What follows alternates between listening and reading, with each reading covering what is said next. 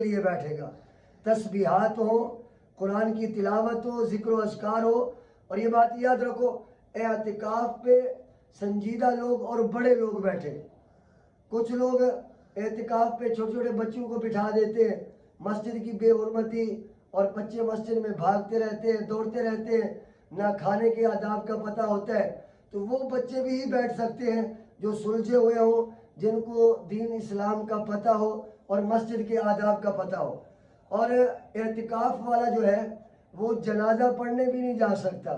یعنی اگر کوئی قریبی عزیز بھی فوت ہو جائے تو جو اعتکاف پہ بیٹھا ہے اس کو جنازے میں جانے کی بھی ضرورت نہیں ہے.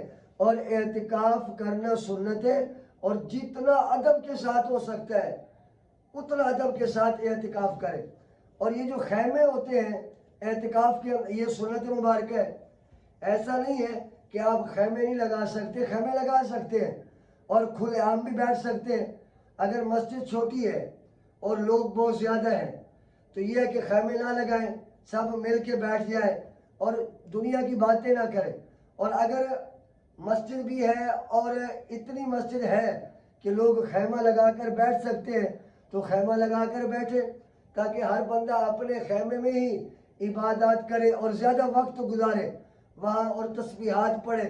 تو میرے بھائی دوستو، اعتکاف بہت بڑی عبادت ہے، بہت بڑا ثواب ہے اس کے اندر، اور رسول اللہ صلی اللہ علیہ وسلم کی سنت مبارکہ بھی ہے. اور اعتکاف عورتیں بھی کرتی ہیں تو وہ مسجد میں نہ کریں. فی زمانہ مسجد میں عورت جو ہے وہ اعتکاف نہیں کر سکتی. جیسے حالات ہیں، حالات کو مد نظر رکھتے ہوئے عورتیں اگر کرنا چاہیں تو اعتکاف گھر میں کریں. پھر لوگ اعتراض کرتے ہیں یہ رسول اللہ صلی اللہ علیہ وسلم کے دور میں جناب وہ اعتکاف کرتی تھی، یہ ہوتا تھا.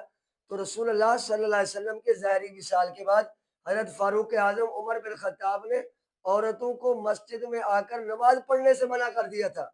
اور جب یہ بات پہنچی اما عائشہ صدیقہ طیبہ طاہرہ کل، تو آپ نے فرمایا کہ اگر یہی بات اور یہی حالات رسول اللہ صلی اللہ علیہ وسلم کے دور میں ہو جاتے تو وہ بھی منع فرما دیتے.